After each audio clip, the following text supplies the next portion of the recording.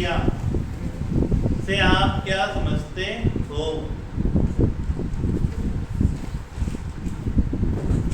शून्य कोटि की अभिक्रिया से आप क्या समझते हो?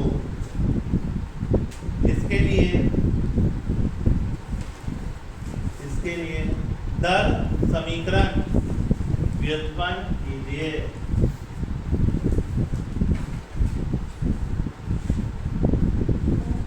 इसके लिए दर समीकरण व्युत्पन्न कीजिए। लिख लिया? क्या लिखा हमने कि शून्य कोटि की अभिक्रिया से आप क्या समझते हो, इसके लिए दर समीकरण व्युत्पन्न कीजिए। हाँ, तो शब्द से समझ में आ रहा है कि इसमें घात कितनी होगी? शून्य होगी। कितनी घात होगी? शून्य, है ना। इधर सभी इधर ध्यान दीजिए। शून्य कोटि मतलब समझ में आ रहा है हमें कि उसकी घात कितनी होगी? शून्य होगी। यदि रासायनिक अभिक्रिया की दर अभिकारक की शून्य घात पर निर्भर करे, अभिकारक की शून्य घात पर निर्भर करे, तो उसे हम शून्य कोटि की अभिक्रिया कहते हैं। जैसे मान लीजिए हमें माना कि कोई रासायनिक अभिक्रिया हो रही है जिसमें A परिवर्तित हो रहा है किसमें? उत्पाद। ठीक है, हमने क्या माना कि कोई एक रासायनिक अभिक्रिया हो रही है जिसमें A चेंज हो रहा है किसमें? उत्पाद में। तो अभिक्रिया की दर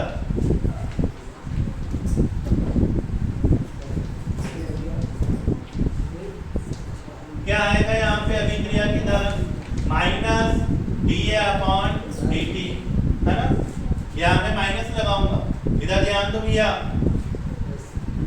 पहले इधर समझिए उसके बाद भी लिखिए, है ना। यहाँ पे मैं क्या लगाऊंगा? माइनस। क्यों लगाऊंगा माइनस? क्योंकि अभिकारक की सांद्रता कम होती है।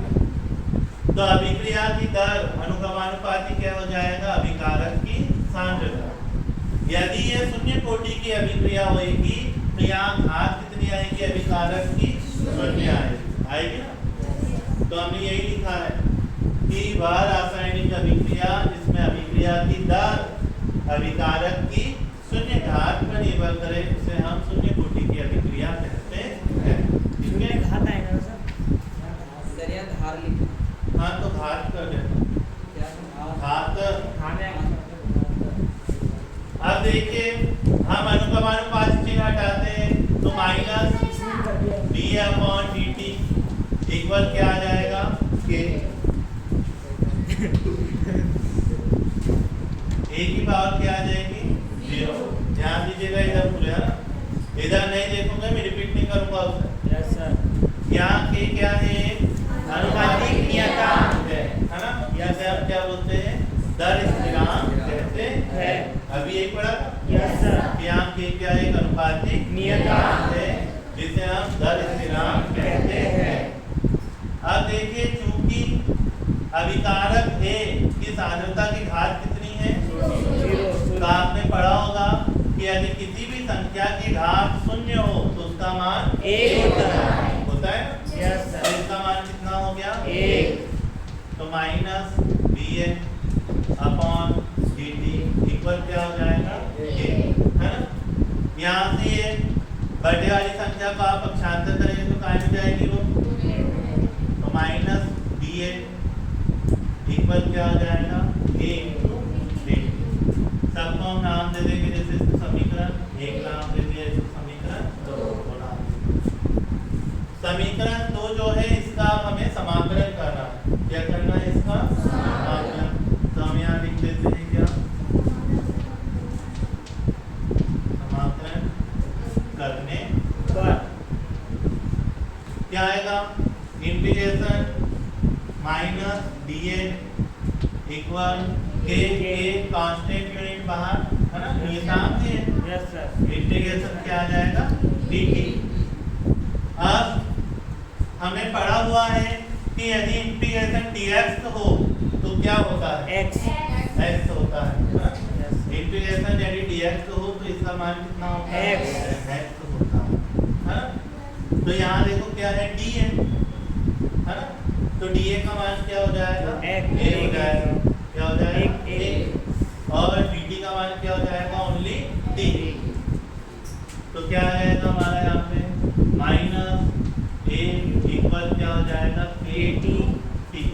प्लस हम यहाँ लगाते हैं क्या, सी। सी क्या है, ये अनिश्चित समाकलन नियतांक है। समाकलन जो किया जाता है तो दो लिमिट के बीच में किया जाता है, ठीक है। यहाँ लिमिट लगाई क्या हमने, अनिश्चित समाकलन है तो जब भी अनिश्चित समाकलन किया जाता है तो उसमें क्या लगाया जाता है, सी लगाया जाता है, ठीक है। तो यहाँ पर सी क्या है, अनिश्चित समाकलन नियतांक है। अब हम इसको नाम देते हैं क्या, समीकरण। हमें सी का मान निकालना है, हमें सी का क्या निकालना है, मान। तो सी का मान निकालने के लिए देखिए हमने माना कि हमने क्या मान लिया कि समय 0 है। आपने क्या मान लिया, समय 0 है।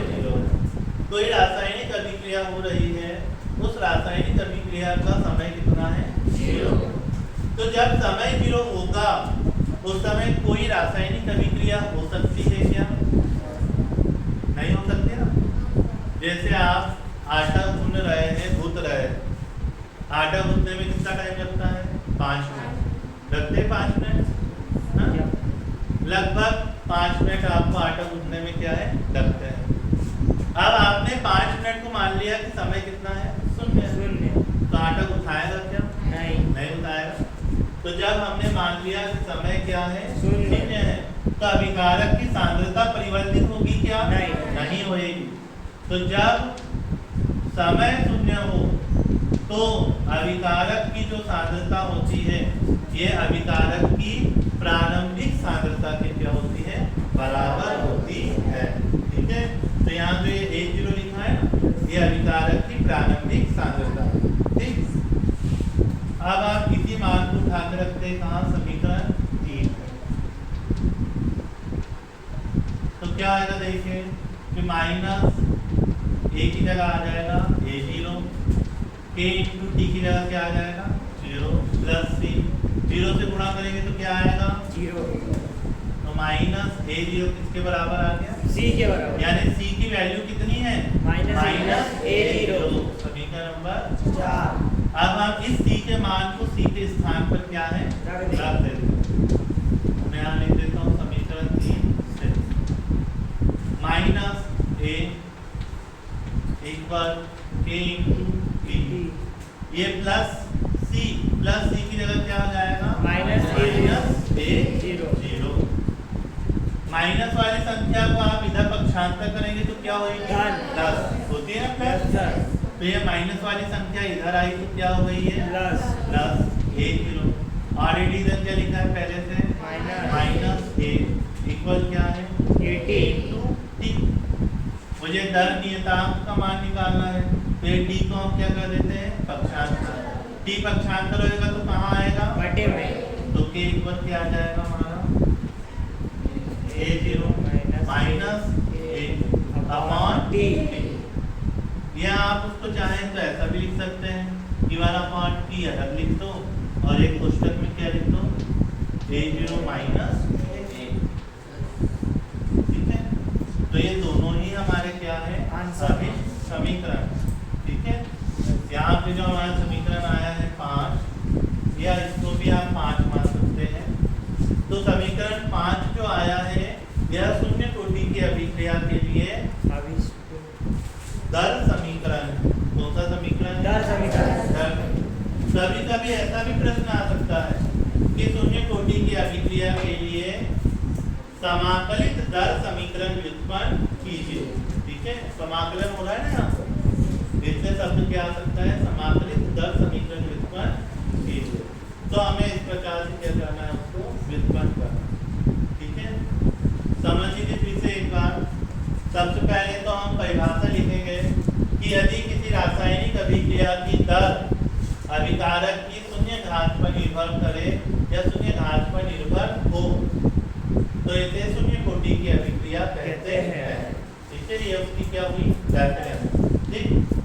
अब हम शून्य कोटि की अभिक्रिया के लिए क्या निकाल रहे हैं, दर समीकरण। तो हमने लिख दिया कि माना कि निम्न रासायनिक अभिक्रिया हो रही है, A चेंज हो रहा है आयन में बाहर।